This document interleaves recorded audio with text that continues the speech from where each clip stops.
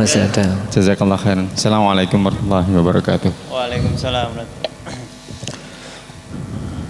Mengenai nafkah seorang suami kepada istri, dalam Islam sudah ditentukan kewajibannya.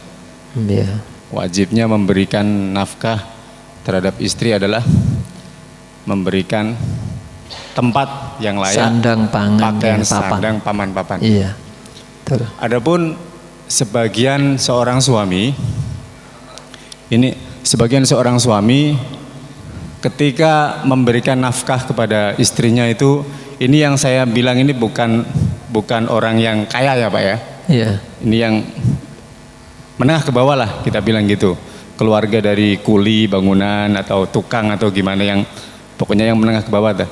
Itu ada yang sebagian itu memberikan nafkahnya itu secara totalitas, Tad. Artinya begini, misalnya saya kerja sebagai kuli bangunan atau tukang yang gajinya pas-pasan, 120, 125 atau 100.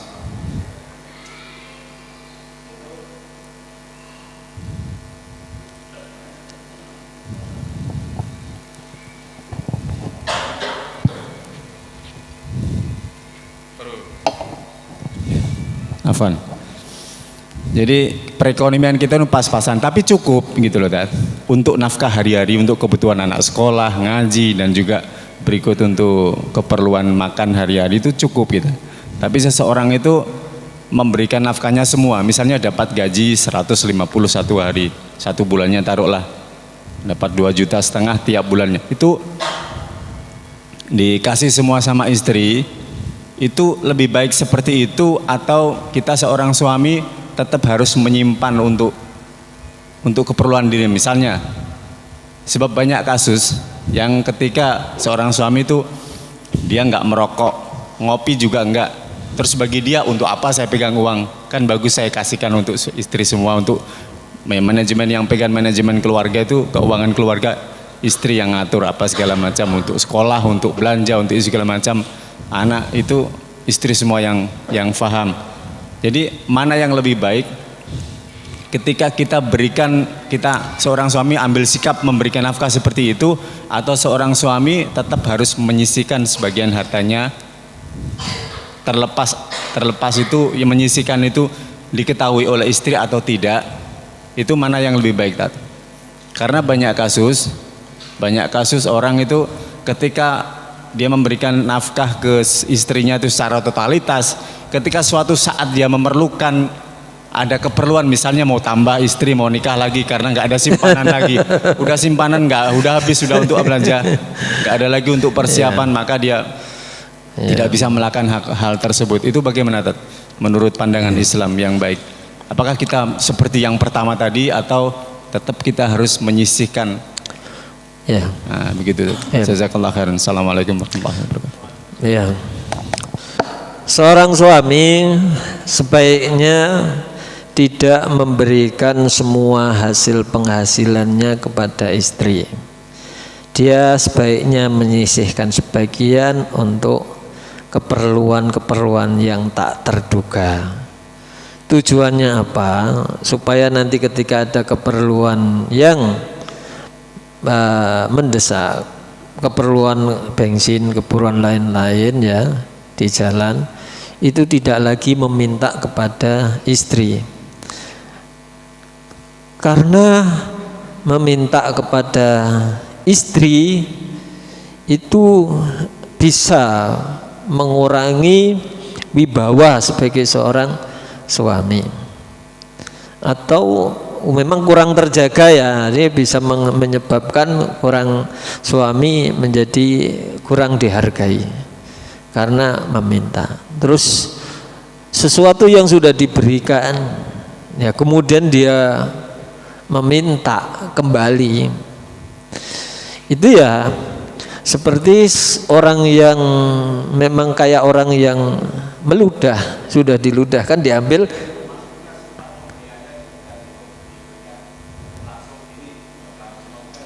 Iya.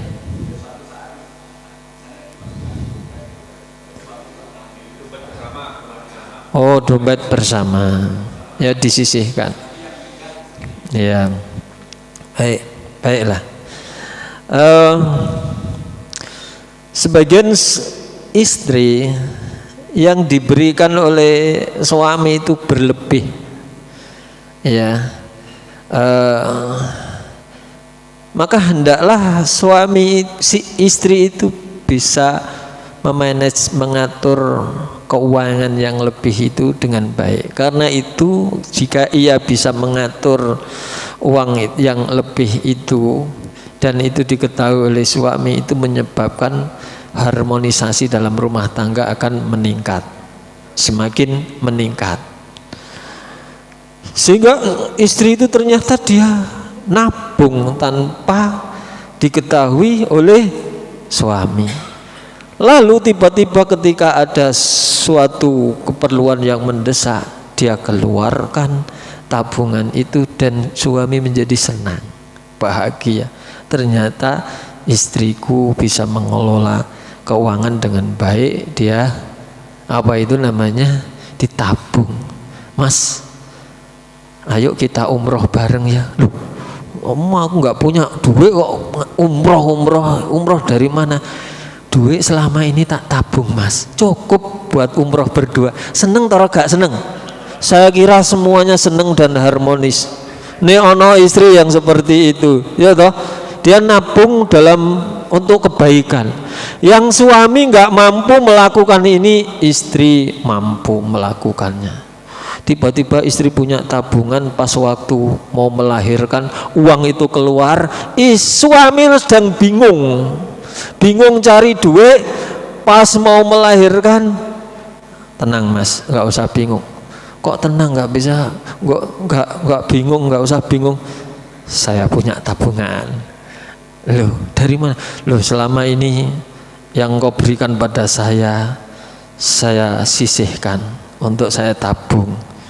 No, nggon namanya ditabung ku nonggon apa iki sing tempat yang jeluimet gitu. Ya, tidak diketahui ya, masa bu dilebokno nang ndi ku celengane iki gak ngerti kita, tapi masya Allah tidak apa-apa, itu baik ya.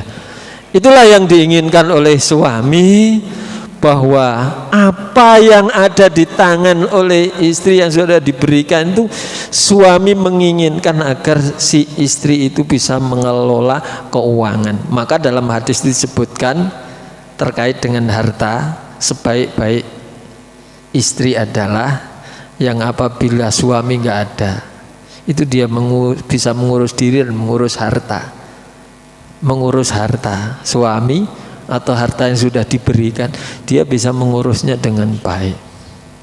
Ya, kan banyak sekarang wanita-wanita itu, gitu, dalam mengelola harta suami itu dipakai yang bukan,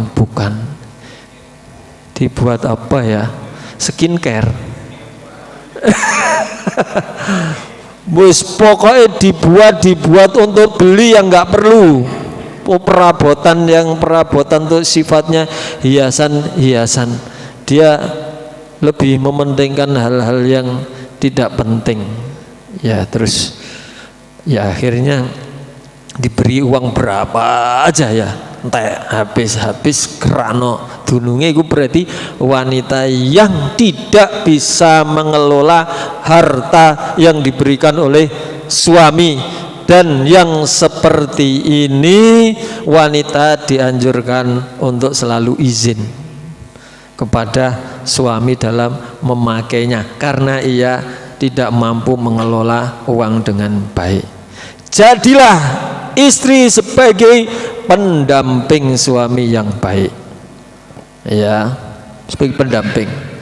Jangan menjadi apa itu, pengerusak ekonomi suami, ya toh. Jangan sewenang-wenang dalam menggunakan harta. Iki loh, harta ini masya Allah direwangi kepanasan kudanan nong laut kok, iya toh. Tik golek iki angel, golek duit iki angel, ya toh. Mikir gak karuan lah, kok seenaknya sewenang-wenang. Sebaik-baik seorang istri adalah orang yang bisa memanage menggunakan harta suami dengan sebaik-baiknya. Ini bisa menambah keharmonisan rumah tangga apabila istri bisa mengelola uang dengan baik.